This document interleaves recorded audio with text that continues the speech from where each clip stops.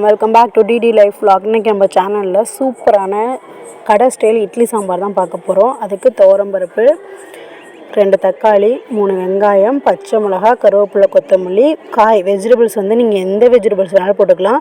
But கடை சாம்பார் மாதிரி வரணுன்னா அந்த தடிமனாக, அதாவது ஒரு மாதிரி தடிப்பாக இருக்கும் கடை சாம்பார், கொஞ்சம் திக்காக இருக்கும். அது மாதிரி வர்றதுக்கு வந்து நீங்கள் வந்து கத்திரிக்காய், உருளைக்கிழங்கு, கேரட் போட்டிங்கன்னா தடிமனாக வரும்.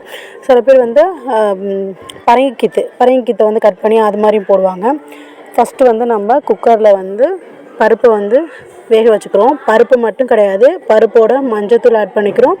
நம்ம எடுத்து வச்சுருக்க வெங்காயம், தக்காளி, பச்சை மிளகா, கொத்தமல்லி, கருவேப்பிலை, நம்ம எடுத்து வச்சுருக்க அந்த 3 வெஜிடபிள்ஸ், கேரட்டு, உருளைக்கிழங்கு, கத்திரிக்காய், இது 3த்தையும் அதில் ஆட் பண்ணிக்கிறோம். ஆட் பண்ணி நல்லா கரைஞ்சி வரணும். அந்த அளவுக்கு ஒரு 4லேருந்து 5 விசில் வந்து விட்டு வச்சுக்கோங்க. தேவையான அளவு தண்ணி வச்சுக்கோங்க. ஒரு 5 விசில் விட்டதுக்கப்புறம் இந்த மாதிரி நல்ல கொதி வந்த பிறகு இதுக்கப்புறம் நம்ம தூள் சேர்க்க போகிறோம். இது வந்து சாம்பார் தூள், இட்லி சாம்பார் தூள். இது நீங்கள் கடையிலையும் விற்கும், ஆனால் வீட்லேயும் நீங்கள் ரெடி பண்ணலாம். அது எப்படின்னு நான் இன்னொரு வீடியோவில் உங்களுக்கு சொல்கிறேன். இட்லி சாம்பார் பொடி ரெடி பண்ணுறது ரொம்பவே ஈஸி. நீங்கள் வீட்டு முறையில் செஞ்சு இதில் சேர்த்திங்கன்னா ரொம்ப இதோட வாசம் அருமையாக இருக்கும். லைட்டாக வந்து ஒரு 1/4 டீஸ்பூன் வந்து மல்லித்தூள் போட்டுக்கிறோம். மல்லித்தூள் வந்து ரொம்ப போடாதீங்க. ஆல்ரெடி நம்ம இட்லி சாம்பார் பொடியில் எல்லாமே கலந்துருக்கும். பட் நம்ம வந்து 1/4 ஸ்பூன் வந்து மல்லித்தூள் வந்து சேர்த்துக்கிறோம். கடை ஸ்டைல் டேஸ்ட்டு வரதுக்காக கடலை மாவு வந்து ஒரு 2 ஸ்பூன் எடுத்து அதை நல்லா தண்ணியாக கரைச்சி இதில் ஊற்றிக்கிறோம்.